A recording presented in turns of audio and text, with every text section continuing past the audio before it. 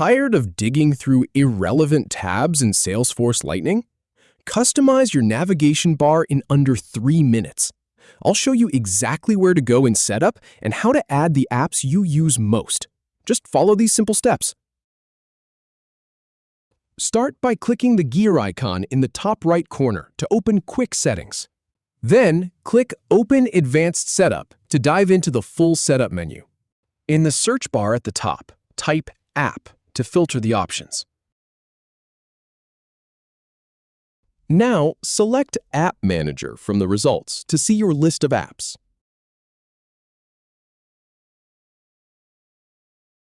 Find the app you want to customize and click its drop-down arrow. From the drop-down, choose Edit to open the app's settings.